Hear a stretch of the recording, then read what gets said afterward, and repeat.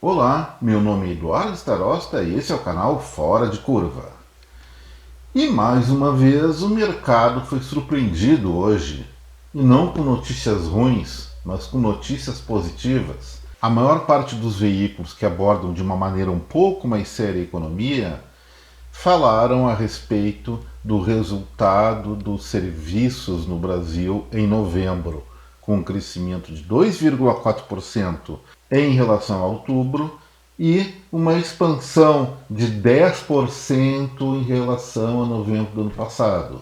Então, gente, vamos fazer festa porque os problemas do Brasil estão solucionados. Ou melhor dizendo, estariam solucionados se isso não fosse um termômetro de uma realidade completamente fora de contexto. Na edição do Fora de Curva de ontem, eu abordei rapidamente o desempenho da indústria do Brasil nesse mesmo período e falei: olha, a queda não é uma queda realista, porque ela está vinculada a um contexto distorcido por conta da pandemia. E, lamentavelmente, eu sou obrigado também a informar as senhoras e os senhores que me escutam que esse brutal crescimento do setor de serviços também é algo viciado. A coisa não está tão excelente assim. Olha a ilustração que eu estou mostrando para vocês.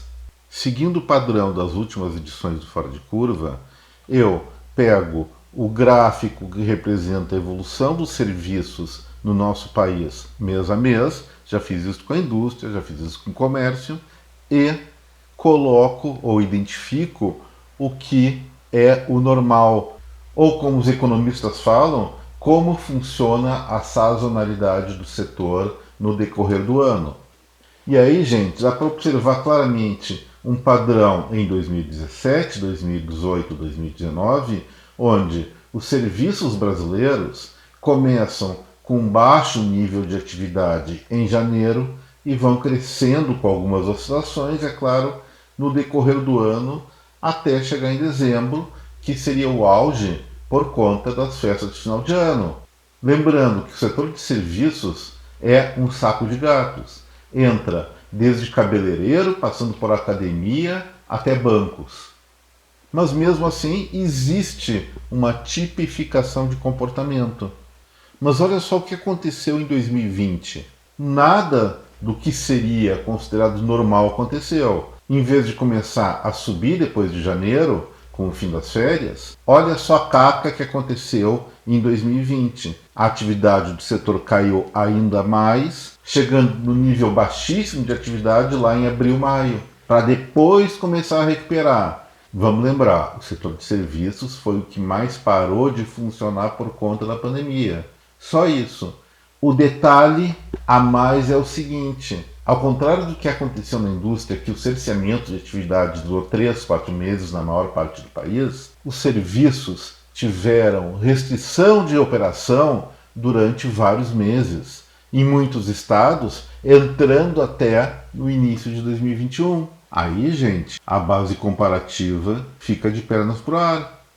Se nós tivemos uma brutal queda em 2020, é natural que, à medida que os prestadores de serviços vão voltando à atividade, os números de crescimento sejam fantásticos. A novidade das últimas informações do setor, ela está basicamente acima daquela linha tracejada, onde o setor supera com uma vantagem pelo menos razoável a atividade que existia em 2020, é claro, mas em 2019 também. Vamos chamar isso de crescimento sustentável e festejar? Eu não iria longe assim, gente. O fato é que as informações ainda estão se ajustando. O que aconteceu entre 2020 e 2021 e o tardio retorno pleno do setor à atividade fez com que aquela coisa que a gente chama de demanda reprimida se manifestasse de maneira mais forte agora no final de 2021. Os próximos meses, provavelmente, nós ainda vamos ter elevadas taxas de crescimento, mas como eu falei, ao contrário da indústria, o que nós vamos enxergar? A indústria vai mostrar queda nesse momento por causa dessa bagunça de números e deve começar a crescer lá em março, abril ou maio.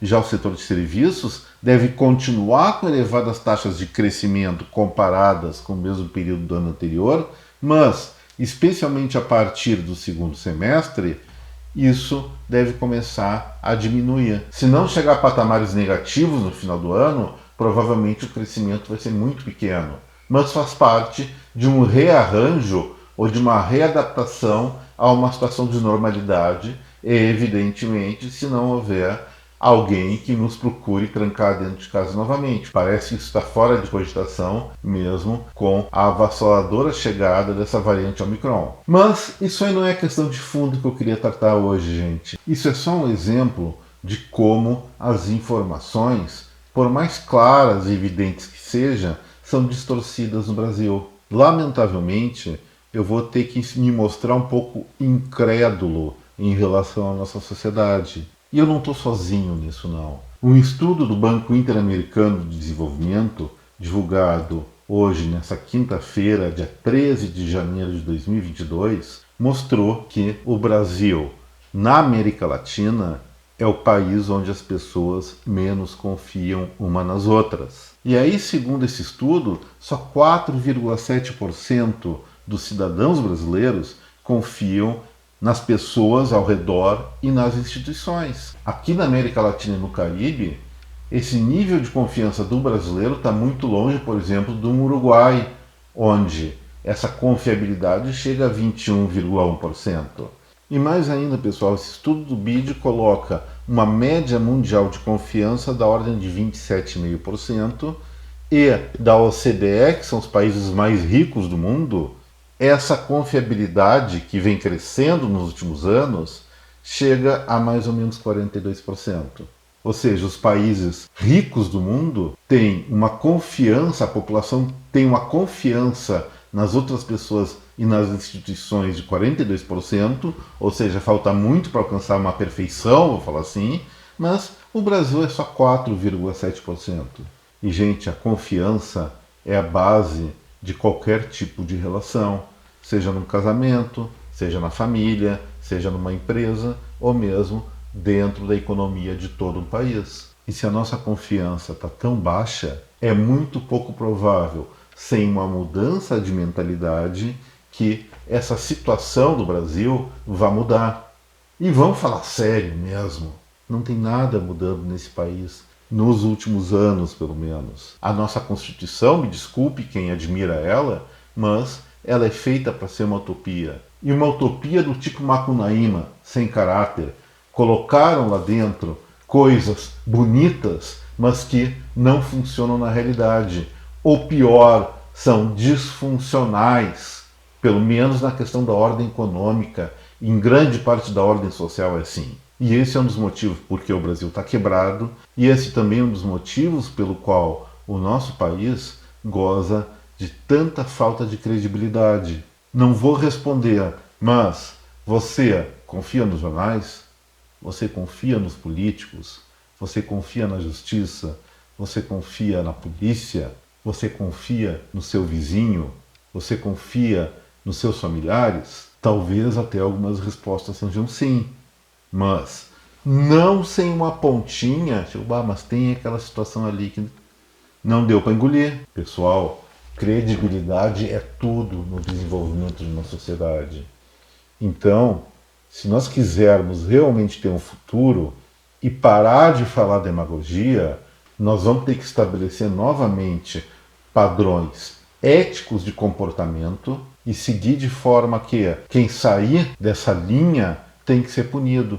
O importante é termos por aqui regras simples, claras, diretas e com pouquíssimas exceções. Se alguém pensar, esse cara está propondo uma nova carta constitucional, sim, eu estou propondo, mesmo que eu não acredite que isso vai acontecer, eu proponho sim a construção de novos pilares para a nossa sociedade.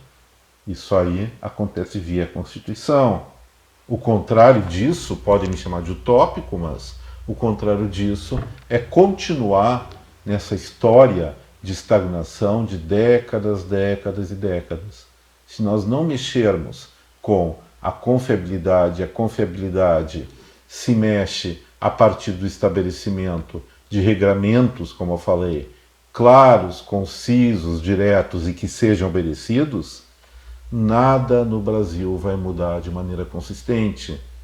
Nós vamos ter, até como um amigo meu fala, alguns voos de galinha e muito buraco de minhoca.